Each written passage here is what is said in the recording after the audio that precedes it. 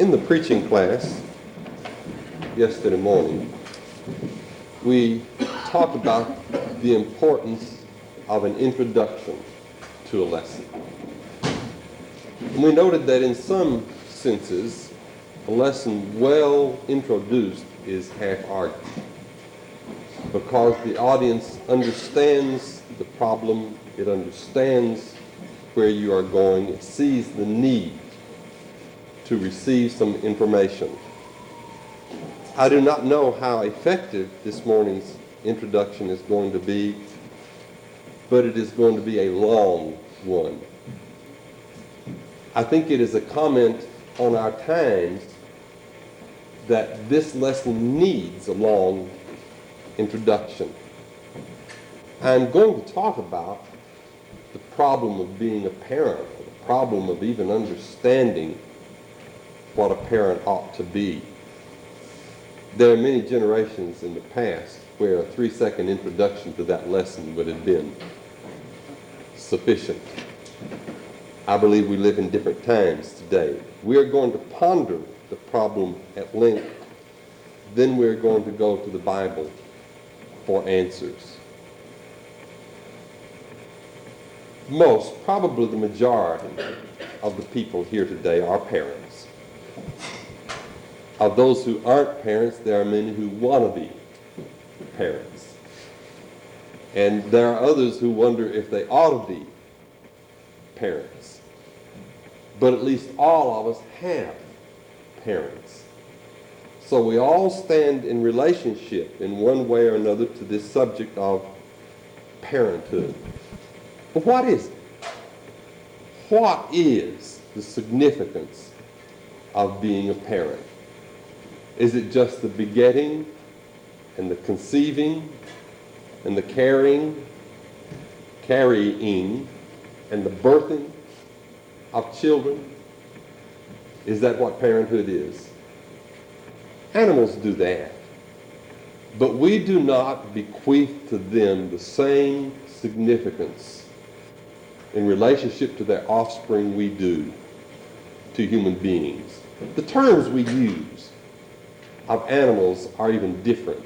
A dame, a sire, a bitch. Those terms show that we think less of an animal who gives birth to another animal than we do of the position of a human parent who brings another human being into the world, who is responsible for the coming into the world of another human being. Sometime in the last week or so, I caught a news snippet on television about Chris Evert, the Wimbledon champion. And she said winning Wimbledon was an important thing in her life, but not nearly so important as bringing another life into the world, which she has now done. She has a little son. And she says that is the most important thing in her life, above her championships, above all of the fame that she has. And then she talked for a few moments about her delight in this little child. And as I saw her delight, I thought that was good. But I wondered, does she know what her position is to this child 5 years from now, 10 years from now, 15 years from now? Does she know more about being a parent than enjoying this little bundle of life that can give joy with its smile and each step of progress that it makes? Or that can arouse sympathies, the deepest sort of sympathies, when it cries and expresses unto its parents its dependence, its needs. Its dependence. Does that tell us something about what it is to be a parent? Many animals are born ready to function in life. I have used this illustration before. I heard it years ago and have not bothered to think up a different one. But you could take a little newborn pig and have him on the edge of a cliff and threaten to push him off, and he will not let you push him off. He will run from you squealing to protect himself. But you take a little baby, newborn, and put him on the edge of a cliff.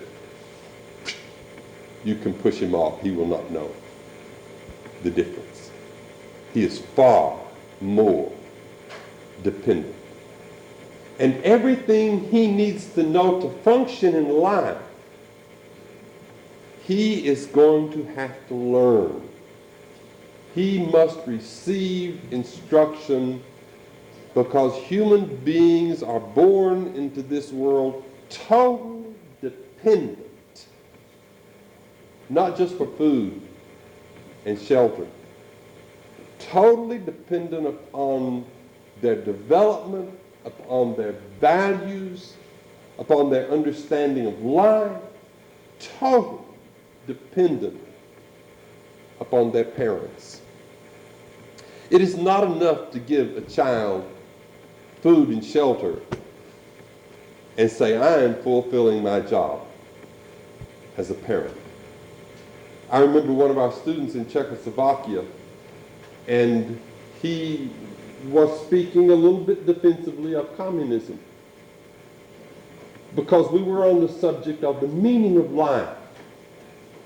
And he said they took care of us, and they taught us that the meaning of life is found in food, in shelter, family, and work. But all the family was a sharing of food and shelter and work. And I said, a prisoner has that. He has food and shelter, and they can give him work. And you have, in one sense, an extended family in prison. Don't you think there's more to man than that? Do you think that satisfies man, and that is all that man aspires to? And he said no. And I have received word from someone else who is working with him. He is a Christian now, and a very important part of the congregation in Prague now. And so when someone asks him about communism now, he says, it was a nice prison. In other words, he was well taken care of. He was provided for, perhaps not well taken care of, but he was taken care of. He was provided for. But all the other things that humanity thirsts for, yearns for, needs the freedom of the spirit and of the soul to launch out into life and to accomplish, none of that was there. And they were not taught any of these things. And in the lives of many of the middle-aged people, you can see the results of that deprivation. They are bitter. There is freedom there now. There are some hard times that have come with this freedom. But while the young people have a great optimism about this freedom, their lives are gone. It has passed them by. They are retired. There is nothing more for them in life but to sit there and draw their pension check and die. And their lives have been wasted under communism, a system that gave them food and shelter and work, and left them, unless they said something unpopular, in the midst of their families. A child begins life dependent. Dependent for what? Just food and shelter.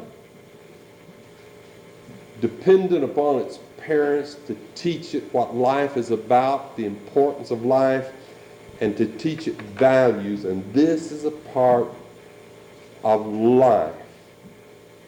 How dependent is a child? I want to read to you from a man who I think is very wise. And I've not read from this book in a long time, and I picked it up this past week and was looking back through it again because I remembered some things in it that I thought would be helpful in this lesson. His name is Donald Barr. He has worked for the New York Times reviewing books He has worked in many important positions. He's taught at Columbia University. He has been the head of the Dalton School in New York City. He thinks he has learned much in working with young people or working with their parents. He does not think much of this past generation of parents. But this is what he says about the dependence. And remember, when we understand how dependent a little child is that comes into this life, then we are understanding something about our responsibilities as parents. And he says, the young of other biological species, even the higher mammals, are born with much or most of the bodily information they need to survive. There's the little pig who will not let you push him off the cliff. It is coded in their chromosomes and is read out, so to speak, as instinct. Human beings have few and very indefinite instincts. To survive, the human young must acquire large amounts of information. I read those words and I actually become angry at the concepts of those who have taught us how to rear children and how to be parents in the past 30 years, who say, you have no right to force your principles off on your children. Who is? The teachers in school, who themselves many times are immoral, who do not share your faith in God, in fact, who detest what you believe about God, are they going to share their principles with the children? Of course. I can remember in the 60s and the 70s where there was a hatred of history. And history was looked upon as a superfluous subject, one that was not needed. I remember demonstrations against history departments in our universities. Well, of course. If you're going to establish a new order and control it, you must destroy the past, because people will learn from that. Human beings have very few and very indefinite instincts. To survive, the human young must acquire large amounts of information from older members of the species, and an instinct to do this is one that humans do have. I read that statement and I wondered about that. He says, here is an instinct that humans do have.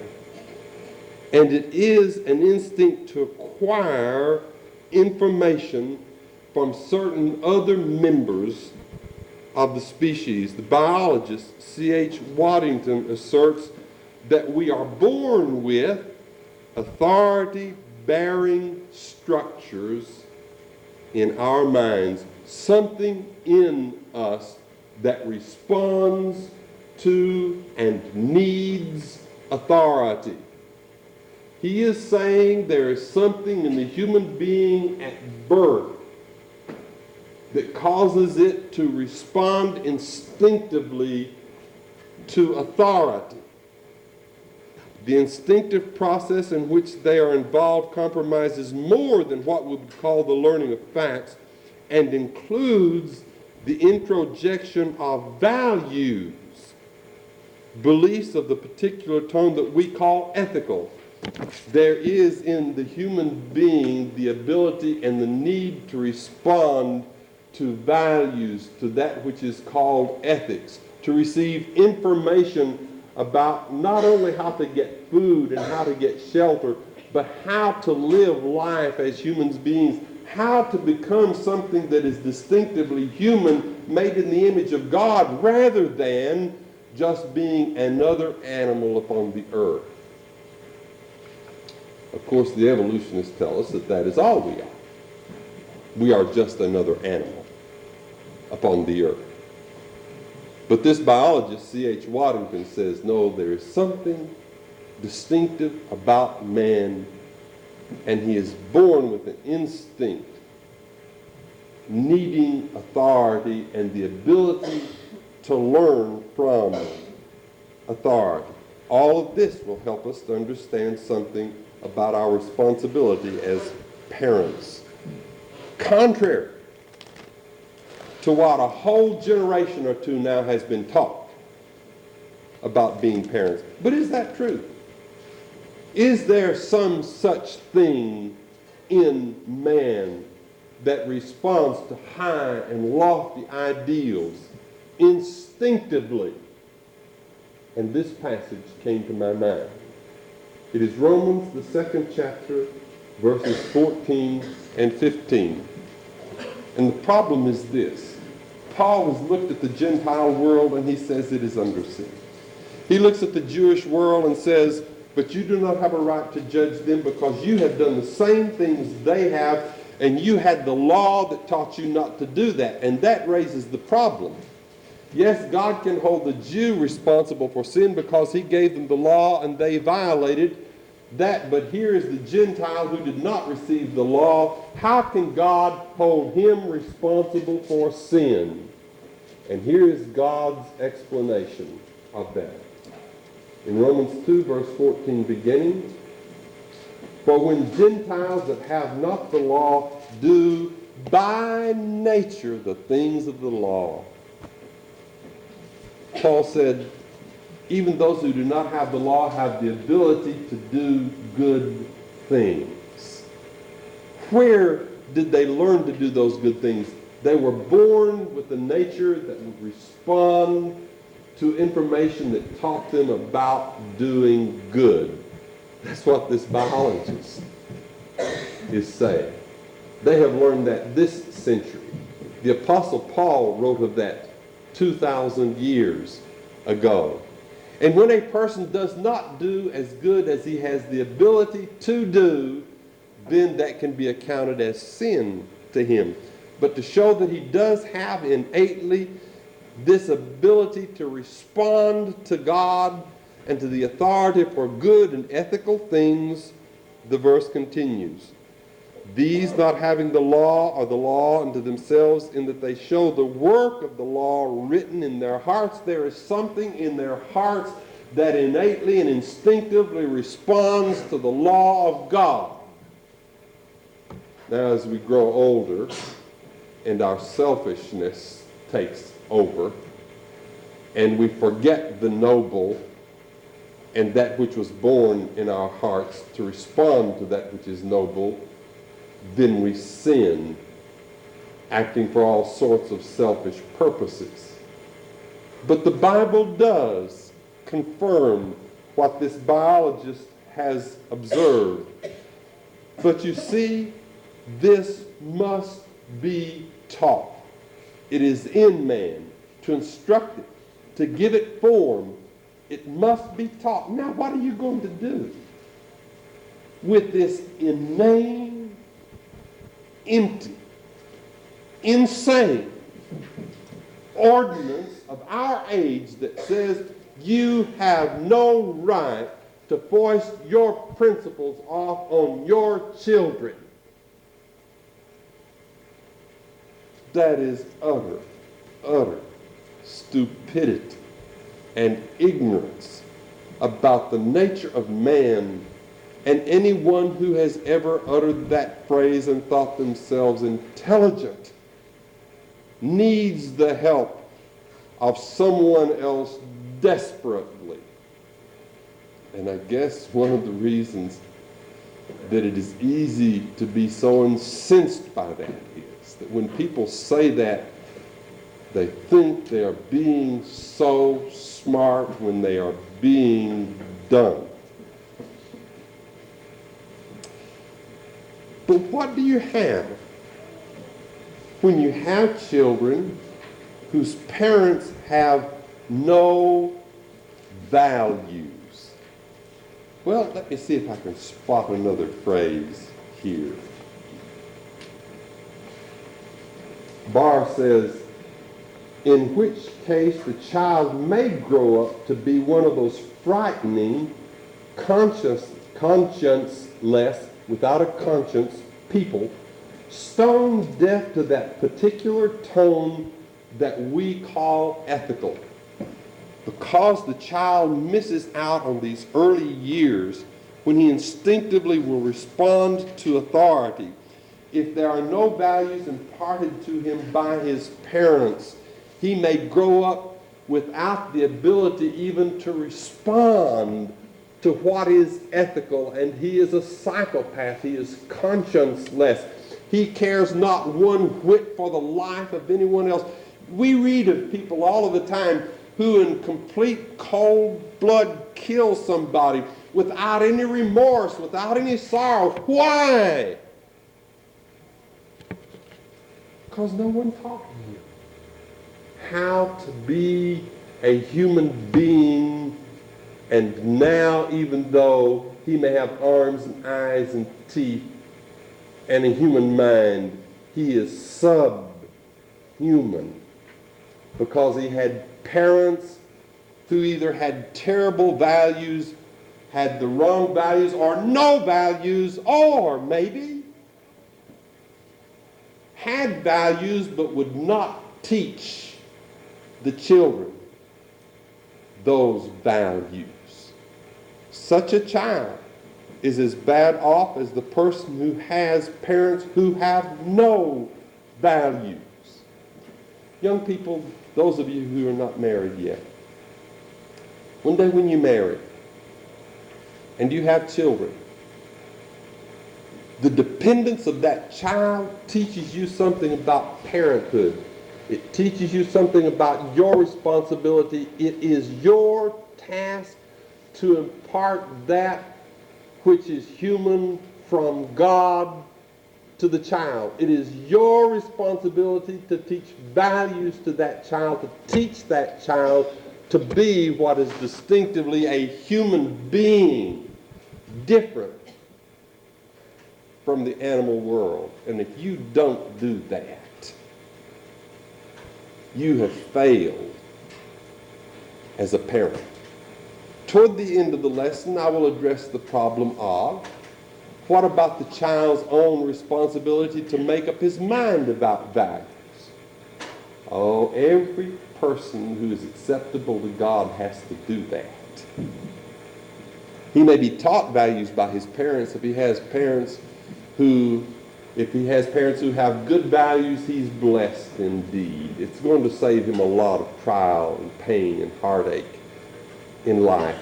But he is going to have to make up his mind personally about the values that come from God, or else he will never, never be pleasing to God. But we will get to that point later. But we do not want to rear children in the absence of values. Here is a parent who has values. He will not impart the values. What does the child learn? That going about the daily business of life, acquisition, material things, which are given much importance in life, are more important than values. You see, the child is taught how to make a living from the beginning. His parents want him at Harvard or Princeton or some other prestigious university. If they have the money, he must go to the best schools. Values, human values that have come from God, are not imparted because the parent does not have the right to force his principles off on the child. And the child says, going to the right school, acquiring things, making money, that is more important than values, because that is what my parents taught me. That is what I learned from observing them in life. That is the important thing in life. That is the message. When you keep silent and you do not teach your children what is right and wrong and require them, while they are in your care, to walk according to that. We live in an age that has given parents a great deal of problem because they have been taught a contrary message in school.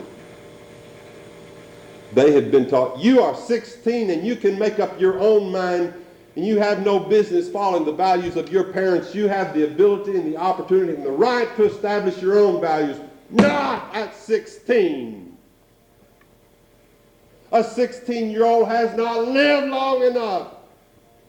A 60-year-old has not lived long enough to establish his own values. There is no man by himself that has lived long enough to establish his own values.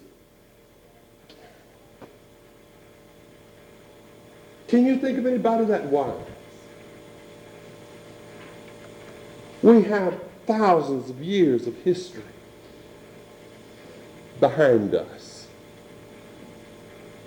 Am I so smart at 16 that I can say all the totality of human experience striving to find what is good in life is useless, and what pompousness, what arrogance, but not only at 16, at 60, the same. We have more than just human history. We have God's Word to give us light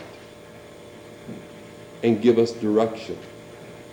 And let us be thankful for it. But if we did not have that, still there are the lessons of history.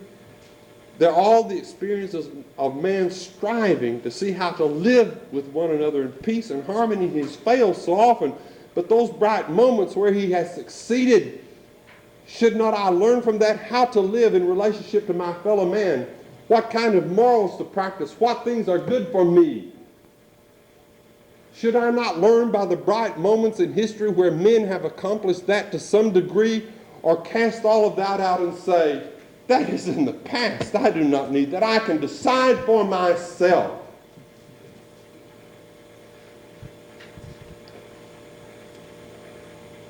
I'm frustrated. Can you tell that? And I'm not only frustrated, I'm very angry. I know the lives of people that I love and I care about. And I've seen them hurt. I've seen them ruined by what we've been taught in our schools, contrary to the responsibility of parents. And I am angry about that. If you can't tell, I feel strongly about that. You're not here this morning.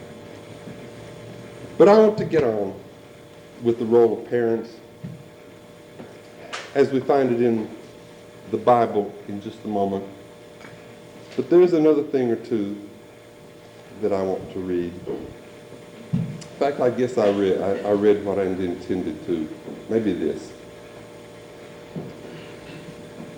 Concerning a child's education, the final utility or use, if not the success of the child's intellectual education, depends upon that moral education. Here's a child who is educated with a fantastic, expensive education. But the final use he makes of that education depends on the moral education, which begins and largely takes place in the family. We have an Ivan Boesky who can be a tremendous success in this world, but does not violate his principles to cheat others and to walk over them in making his fortune. Highly educated. Many people like that in the world with tremendous educations. But morally, they're not even as good as a dog. They missed something somewhere. And where did they miss it? The final utility, if not the success of the child's intellectual education, depends on that moral education which begins and largely takes place in the family. Your job as a parent is moral education. That is one of them. Durant, in the volume Our Oriental Heritage, says, part of the function of parentage is the transmission of a moral code. That is a lesson from history. That is what man, if he looks at his past, is going to recognize. We are not born in a world that started today with the ability to establish our own values and new values today. We are involved in a world that has been standing here for some time, and there are billions of people who have preceded us here upon this earth. There are some lessons to be learned there, and it is the responsibility of parents to take those lessons and transmit a moral code. Without that,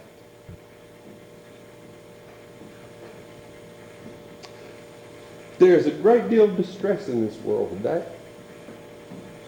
There's a consciousness of dissatisfaction, unrest.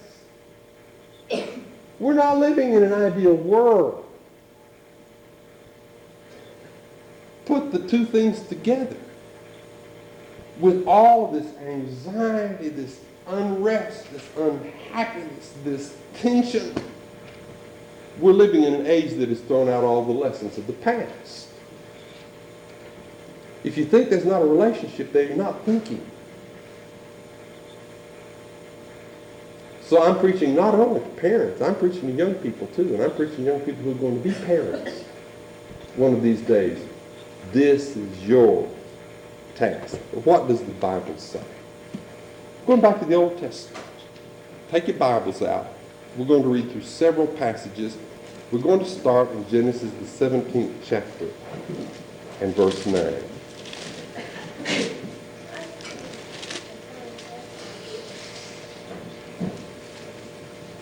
Genesis 17:9.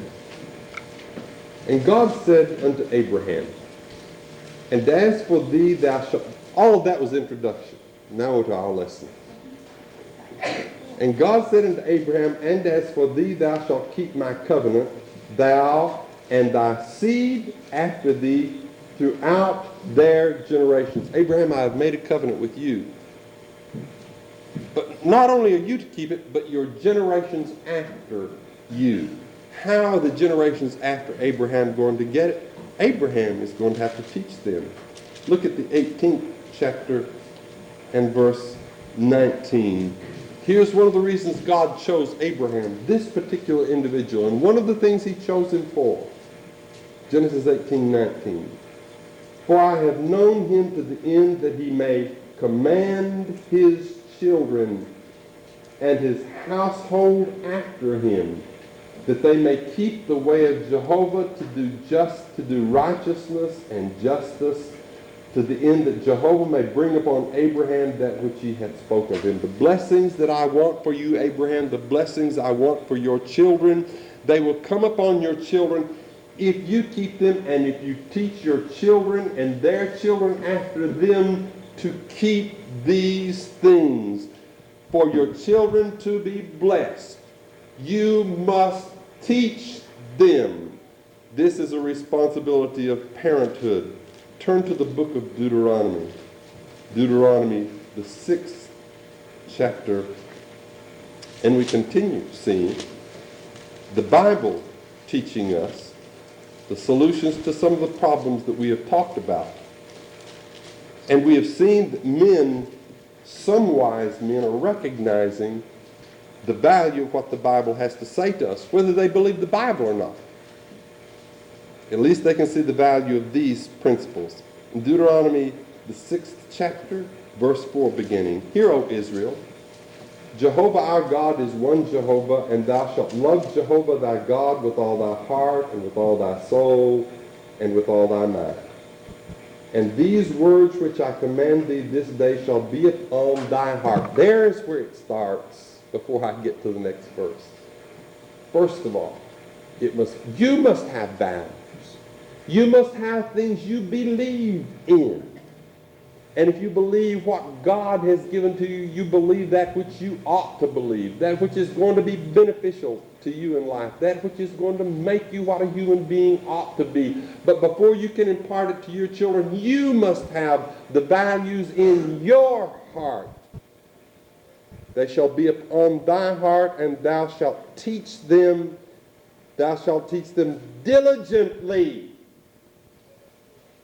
Not just in passing. Teach them diligently unto thy children, and shalt talk of them when thou sittest in thy house, and when thou walkest by the way, and when thou liest down, and when thou risest up. Families don't even sit together anymore. They don't even eat together anymore. Everyone comes in, gets their own thing, throws it in the microwave, gobbles that down, and they're off someplace else. No wonder it's difficult to impart the things we ought to impart. Maybe we need to live a different lifestyle than we're living today. We live in an age where the child must take piano lessons, he must be on the soccer team, he must be on the baseball team, he must be in the Cub Scouts, the Boy, and none of these are wrong in themselves. And all of our children at one time or another were involved in some of these activities. But please, not all at once. The child needs you and sitting with you in your house if he has to do without all of those things. Those are advantages. They're good to have in measured doses.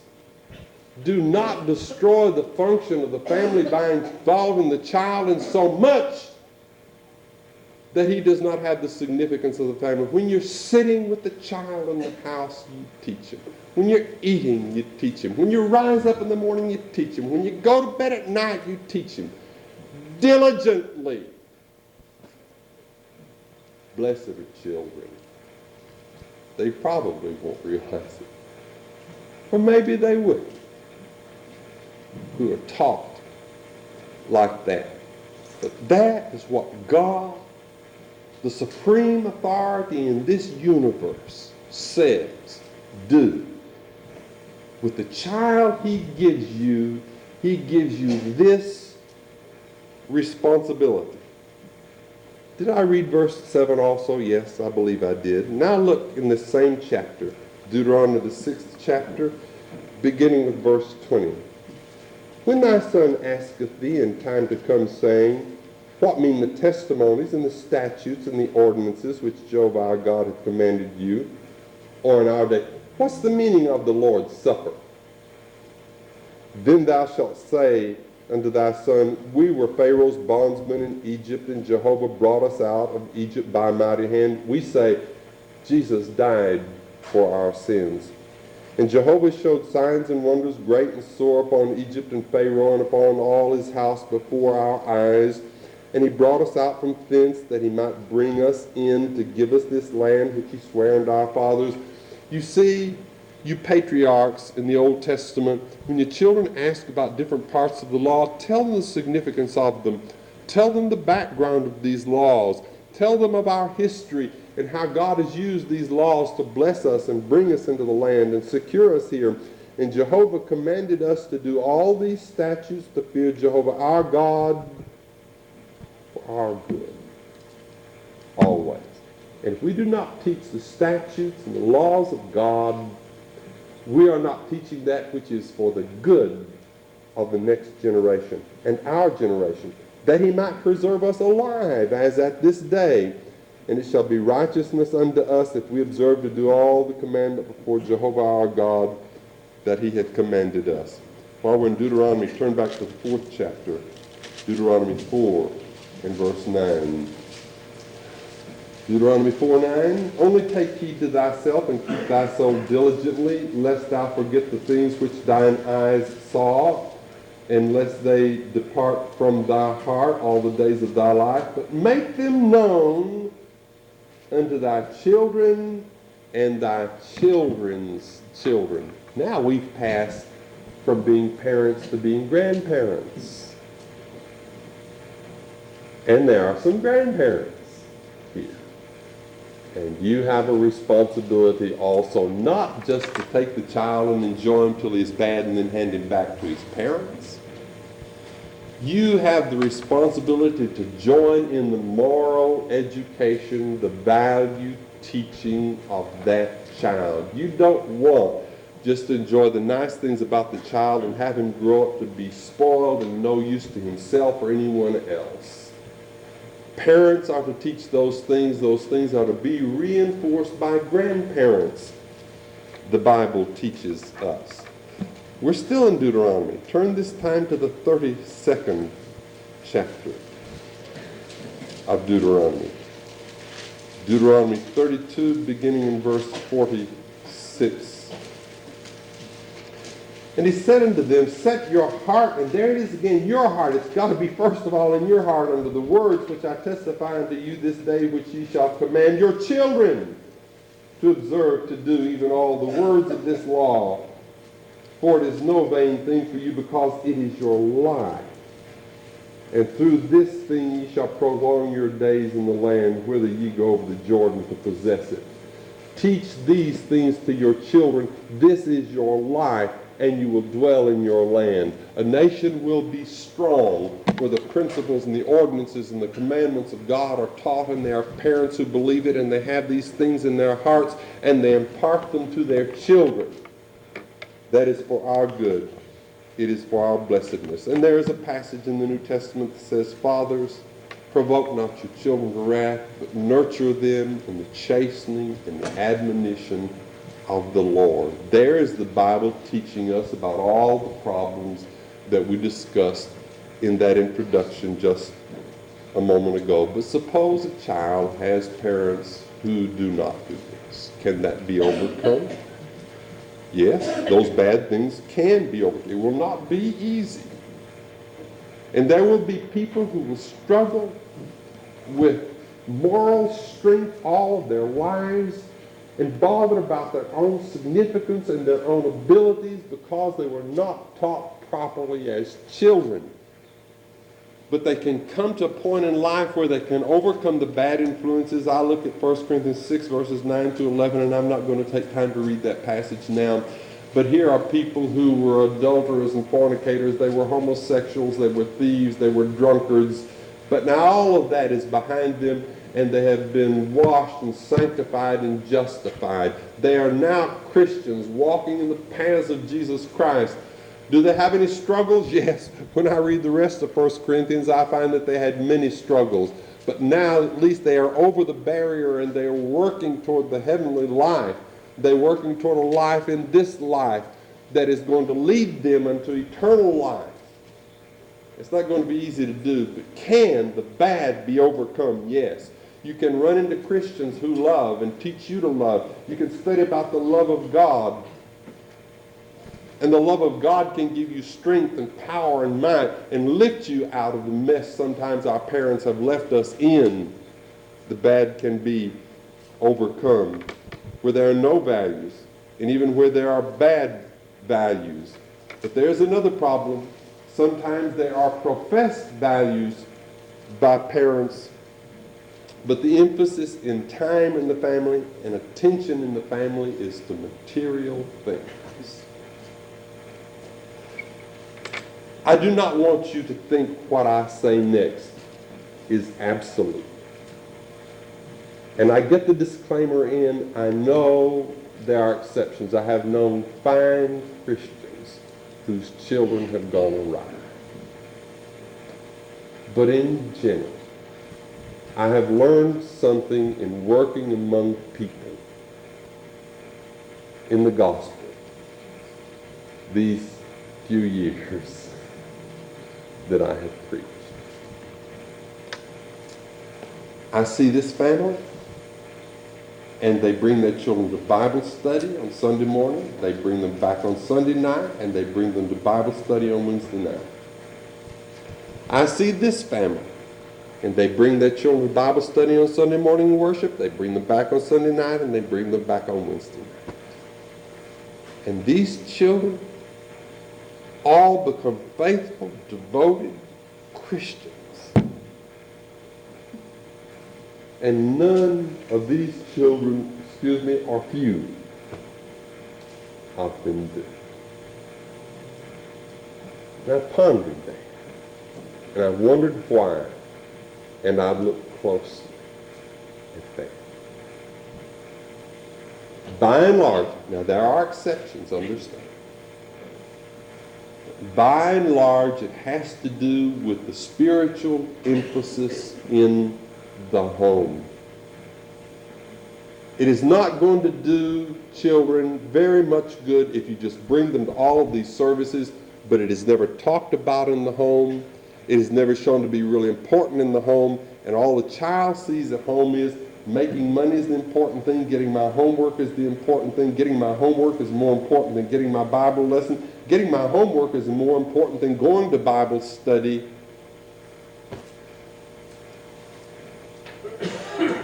And it doesn't take. Your children are not going to be faithful just because you bring them to all the services that take place in this building. You give your children the best opportunity to be faithful when they see in the home how important the gospel of Jesus Christ is, and they see the love of God manifest in everything the family does. The love of God stands before what kind of job a person has, what he does for a living, the things they do for entertainment, the places they go, where they are on Sundays. The love of God manifests itself in all of these activities, and a child learns that. He instinctively responds to these things, which can make him and bring him back so that his image conforms to that of God once again after it has been corrupted by sin. And in this family, religion is just another aspect of life. It is important. There is some spiritual need felt by the parents, and they go to all the services, and they take the kids to all the services. But in the home, there is no overriding spiritual emphasis where the things of God are of absolutely the most important. That, in general, is the difference of why these turn out to be faithful and these do not. I know, as I have said earlier in this lesson, you may do the best you can do, and still your child can run up against influences in life that can wipe him out and destroy him. Such as the influences that we have in our schools today and the peers that our young people have to associate with.